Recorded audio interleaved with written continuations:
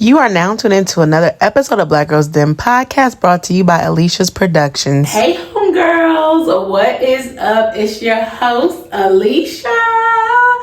I am so happy you tuned into another episode of Black Girls Den podcast. If you are new though, make sure you subscribe because it's a good time in the den, period.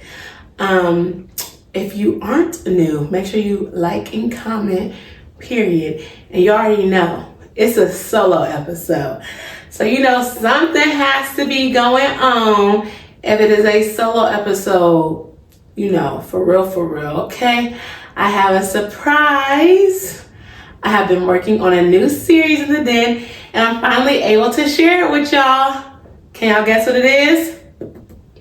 It's called Small Town Girls But Bigger Dreams, okay? For semantics, you know, but it's also kind of who I am as well. I'm a small town girl.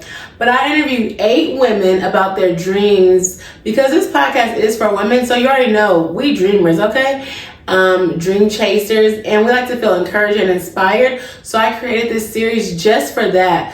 A space for our voices to be heard and our businesses and brands to be seen, okay? So every episode is going to be a sneak peek inside the lives of everyday women chasing their dreams in Louisville, Kentucky. I hope you all enjoy this series and feel motivated to chase your dreams after every episode, okay? So I am so excited because today, as a dream chaser myself, I feel like it's only right for me to introduce the series, but as well as you all get to know a little bit about me. And so we're all about turning lemons into lemonade. So it is the signature drink for this series. So make sure, you know, you get some lemonade when you're drinking this. And if Minute Maid is listening, make sure they sponsor us. So let's take a sip. So good. Yes, we need them to sponsor basically. Okay, so if you're listening to this, make sure you got some lemonade in your cup and you drinking it. But if you don't have no lemonade, it's okay. Just drink some lemon or some water. So yes, I'm so excited for this episode. We're going to get right into it. I really don't you know, like to read a bio about myself in third person, but here we are. I have to do it for this episode. So just listen to your girl, okay? Alicia is a multi-passionate creator, storyteller, lifestyle podcaster, and higher education professional, and a writer. She started her first podcast in 2018 called Millennial Thoughts and her travel blog, aliciasadventures.com, in 2020. Here recently, in 2024, she started Black Girls Den podcast as a safe space for women to share their stories. Now I'm gonna talk like myself. I enjoy rom-coms, traveling, and hanging out with my friends in my free time. But I'm very passionate about education, traveling, and Black history, okay? I love sharing my life online sometimes, and becoming a digital creator has been one of the most scariest things I have ever done. So that's just a little bit about me. If you are a dream chaser, I would love to hear about who you are in the comments so I can read them. And even if you're not a dream chaser, I just want to know who the homegirls are, you know, on the YouTubes or on Instagram. You can let me know, but I would love to get to know y'all. So that's just a bit about me. If you are new, we usually have a first segment called a TV&T, but I changed it to our Dream Chaser Diaries, and this is where we're going to get into the meat and potatoes of the episode, and you're going to get to know all the Dream Chasers. So here is the question. What's one goal have you set out that you have already achieved? I would feel like one goal I've set out that I've already achieved, I guess I achieved a couple of goals. Definitely getting my bachelor's degree and my master's degree. And then I would say starting a podcast. Like, those are a lot of the goals that I have set out to achieve. Once one goal you set out and didn't work out, I would mostly say a goal that I set out that I haven't reached instead of not working out. But I haven't did it right. I really want to write a book, want to finish a screen film. Like, I really want to do that. And that is something that I have not finished yet. So that's on my goal list to finish. And I would say maybe one goal I set out that didn't work out I mean, I had a goal to like interview people. I had a goal to do like different interview series and something like that. And that didn't really work out either. So yeah, that's kind of sad. But you know, I'm still trying to get to the goals. Okay, so let me know what goals that you all have tried to achieve, but you didn't get to achieve that goal yet, or a goal that you have achieved. I would love to know in the comments. The next question is, when you were younger, did you always dream of being an entrepreneur? And I should say, when I was younger, I necessarily don't know. I didn't really dream of being an entrepreneur. I actually dreamed of being a judge because I would always watch court shows like Divorce Court, Judge Mathis, or like a lawyer. Looking back, I don't know if I knew that was entrepreneurship or not. But then I would say, like in high school, I kind of thought about being an entrepreneur because I was trying to like create natural hair products when I went natural. So I would say that I kind of thought about it more when I got like in high school and maybe college and something like that. What TV shows inspired you to become who you are today? Well, if you are looking and watching the episode, you see we have a wall of TV shows. If you're not watching it or looking at it, it's okay. There's a lot of different shows on here though, but it's The Proud Family, Girlfriends, A Different World, Living Single, but also we have Insecure, we have Shonda Rhimes, Mara Brock Akil. I would say that some TV shows that I watched would honestly probably be like the Oprah Winfrey Show though. I definitely did watch The Proud Family. I definitely did watch Girlfriends. I don't know if I have a specific show that I've watched that inspired me today. But I will say that actually movies, like I love Tyler Perry Plays. I watch his movies and they kind of been like, oh, I could be a writer, right? That kind of inspired me to be a writer. Watching Girlfriends, watching Awkward Black Girl by Issa Rae. They inspired me to be like, yeah, maybe one day I could write my own show. So I would say more of the creators who created TV shows inspired me. Did you feel like watching Living Single you had to move to a bigger city, chase your dreams?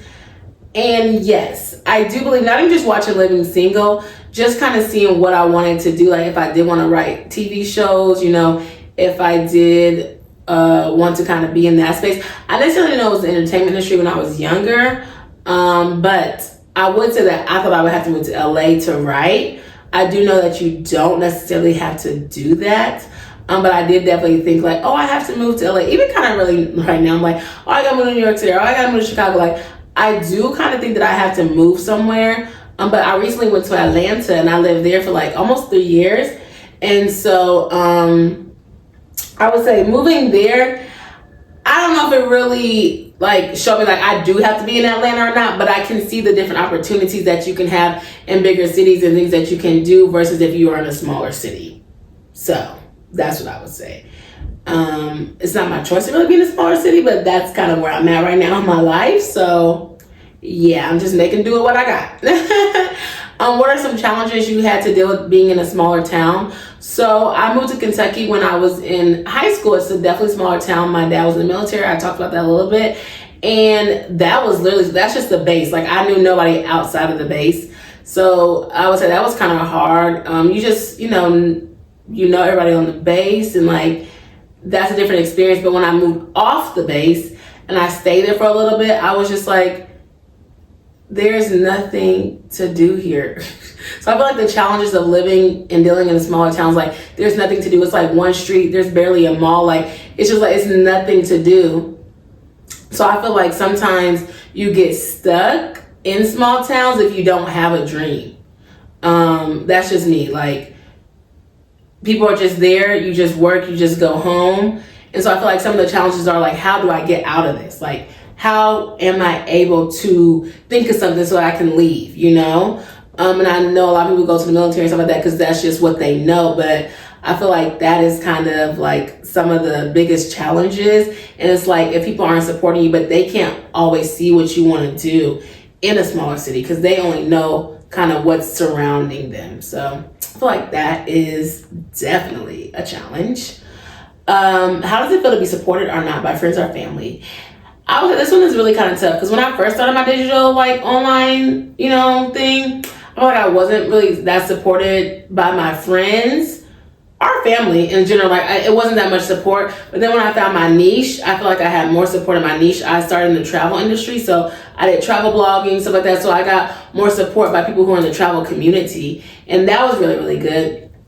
I had to, learn that all your friends will support you, even your family and stuff like that. So when I was younger, I really took it to heart. Like, dang, like you can't share. So when I see people share stuff, like about celebrities and stuff like that, I still have a little inch for that. But when I see people sharing stuff about celebrities or other people, I'm like, dang, you can't share my thing, or you can't like it, you can't comment. Like that was really annoying. But being in that travel community space, that was kind of being good. Or even when I switched over to YouTube and like connected with people in the YouTube space who supported me, that was kind of good.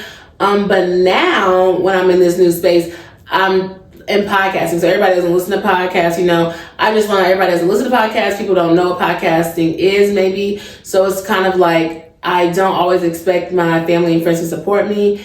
My dad is really a big supporter though. So I would say like, he supports me, but is he sharing and liking my stuff? No. My friends do, come to like now, my podcast, like my friends do, they come on my podcast. So that's very supportive. Like they come on there, they shared, or they come to my events sometimes like that. So that's like kind of the support that I get as well. On social media, it's still not as big, but even supporting me by coming on my episode, like coming on my show is very, very big for me, just within this transition of, podcasting and navigating that space. So I would definitely say that it feels good to be supported, and it feels horrible when you're not supported. And now I'm just trying to look at like, okay, like how have whichever lane or however they have supported me, just being grateful for that, because knowing that people really don't have to support you is really horrible to say out loud. Like when you think about your friends, like I hope everybody supports me, right? But you're like, I guess they don't have to support you, child. And so when you say it like that, and then you have friends who do support you, it's really like, oh yes, I'm so grateful for them that they support me. So shout out to my friends who have been on the couch, who have watched my episodes and everything like that, and my family. Okay. Yes, I do know my one cousin, she was like, oh, I watched you on your YouTube channel, and so that was really cool. She's like, she was watching me and different things that I was doing and stuff like that. So I think that was really, really cool. And then also it's like, you don't know if they support you if they don't comment or like. So I'm like, I don't know if you're liking our supporting my content because you're not commenting or liking. So I was like, I feel like sometimes you have like those quiet supporters too, because I'm like, I don't know, like if you didn't like it, if you watched it and you didn't comment, I didn't know that you did it. So sometimes people like message me like, oh, I seen this, I seen that. I'm like, girl, you gotta comment, girl, you gotta like, you gotta comment or share, something like that, so I can see it, so I can thank you for supporting. Okay, so yeah, if you want to support your friends, like, comment, subscribe, share, so they can see it, so they can be able to thank you for supporting them. That's just my tidbit. Who plays the biggest role in your success? I definitely do like look at it twofold. Like I feel like my dad's really invested in my success. Like he bought these microphones, period. He's always giving me stuff like he's letting me use his computer, his camera, like different things like that. I'm using like my brother's light right now. And I'm using my friend's ring light or whatever. So I feel like who plays the biggest role in my success is primarily, me, but people do invest in it. And so I think that is really good. So I would definitely say my dad plays the biggest role in like investing in my success. And then I would probably play the biggest role in my success. And then I would be thanking God because he's given me these great ideas and creativity so that I can be successful. So yes. What are some things you wish you would have knew before you started? I wish I would have known that I am kind of creative, I guess, within this whole thing. Is so hard. Like, it's so much to learn from, the social media to knowing, like, the market. I wish I would have known, like, how to be an entrepreneur first. And I took content creation over entrepreneurship, so now I'm trying to be an entrepreneur. But if I would have been, like, trying to build a brand and being, like, an entrepreneur, because now I feel like it's so hard to navigate that space. Like, okay, I want to get into, like, merch, or like I want to get into like events or something. So it's like if I would have started maybe with the entrepreneurship mindset, like this is a business, I didn't really think of it as like a business. I was like, oh, this is a blog. Like, I mean, I got to pay for the blog, right? But I didn't think about this as a business. So I wish I would have, like, you know, maybe had a mentor or something like that, and being like, oh, I wish I would have had a mentor to be like, oh, no, this is a business, girl. Like, okay, you should, you know, have your blog, but have your LLC so then you can write it off. And then you write this, you work this as a business, because I did it as like a hobby, something as like an outlet. Like, I know I wanted to create it to do something, but I didn't know how to start it as a business per se. So I wish that I would have known that, because that would have probably helped me, because now I'm going backwards. But then I talked to a friend, she's like different perspective. She started with the business and didn't have like the audience. So I have like the audience and not the business. So it's just all how you look at it. But I wish I would have known a little bit more about like business and like how to navigate that space, so I could have been like getting my money. Okay, so yeah, now I'm kind of starting all over. So that's what I would say about that question. How do you balance creating content, posting on social media, and networking? I don't. I do not. I'm just playing. Well, this is content. I create content all the time. Posting on social media is hard. I definitely had a virtual assistant when I could afford it. I had a virtual assistant that would post on my social media. I'm good at the networking thing. I go to events and stuff like that. But I've taken a step back from networking, like in person, to like networking on social media, and just kind of knowing like what my bandwidth is. So working a lot, and then trying to, you know, do the podcasting and post on social media. Different things have, you know, came first or fell off. So I am trying to find a system that will help me succeed.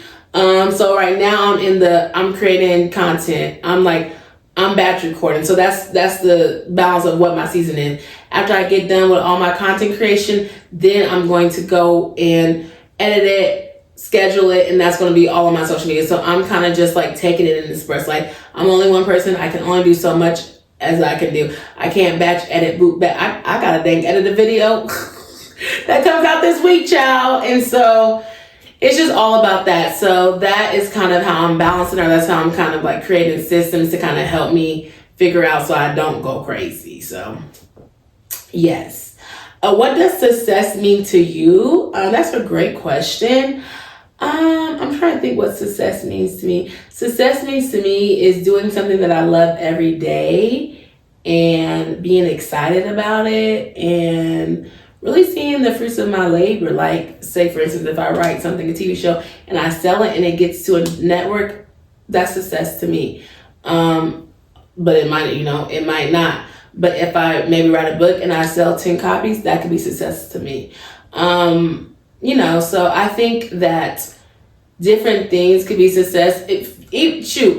Putting out a podcast episode, that's a success to me, because it's a lot of work beyond popular belief. So something in my control that can be successful to me is being able to complete a task and put it out, and that would be how I look at success. So yes, that is the Dream Chaser Diaries. So, let me know in the comments any of the answers of these questions that you would like to answer. Okay, hopefully that makes sense. If you have an answer for any of these questions, put it in the comments. Okay. So yeah, these are the questions for the series. You heard it here first. Okay, period. Now I'm going to do a digital dilemma, because it is, technology and just everything interesting with that. We're going to talk about myth versus reality about entrepreneurs. So you need social media to be an entrepreneur.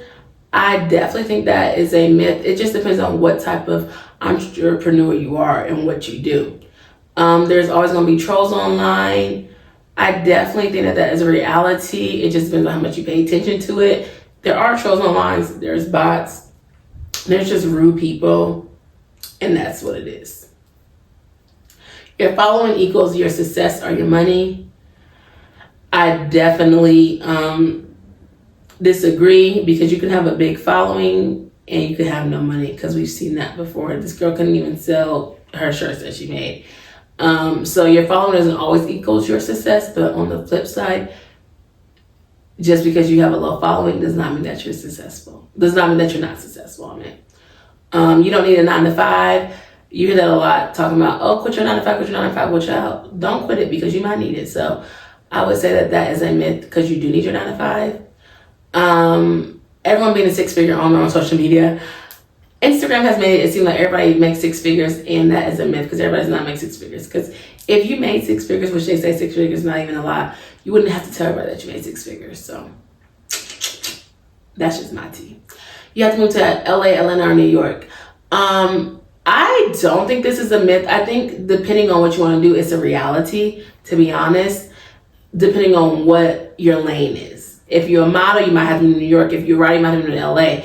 If you just, want to own a bakery, you might could just be right wherever you are. So I think that just depends on, where you are at, and what you want to do. So that's our digital dilemma, myth versus reality. Let me know what you think is a myth and what's reality.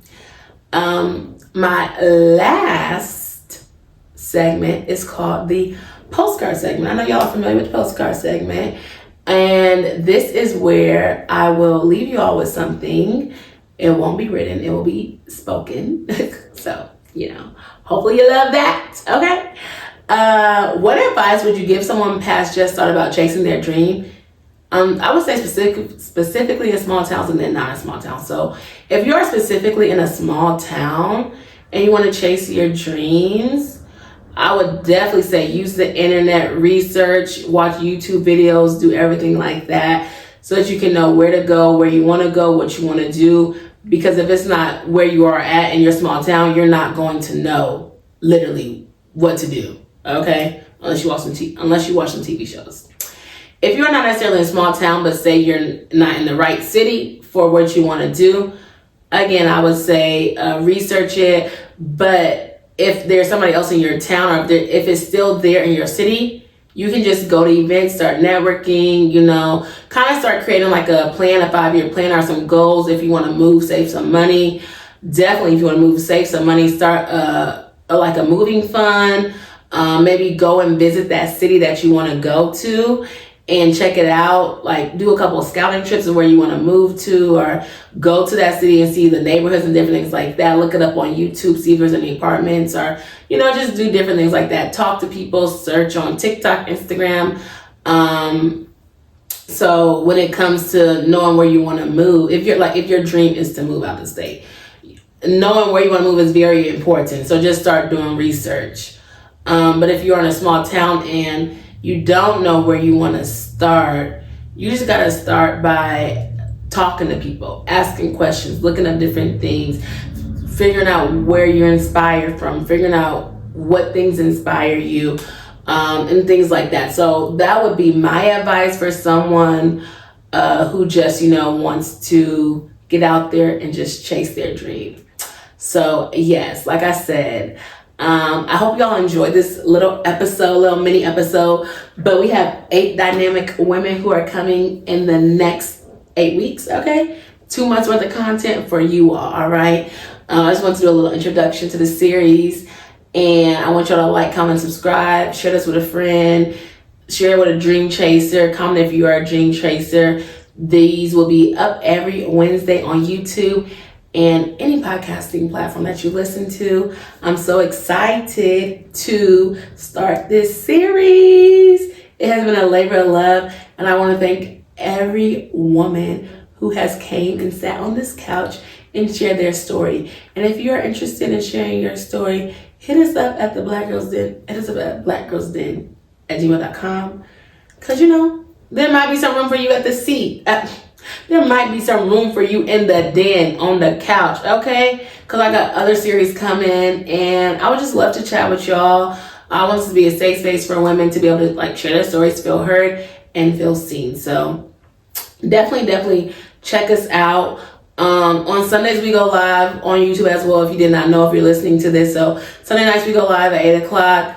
Sometimes I do Wind Down Wednesday. So make sure you subscribe to the YouTube channel, because my goal, should have been on here, is to be monetized on YouTube, okay? That's a goal that I have not reached, but you can help me reach it if you subscribe to my channel and watch this all the way through, okay? So my goal is to be monetized on YouTube by the end of 2026, okay? So let's get there, and I hope you all can help me.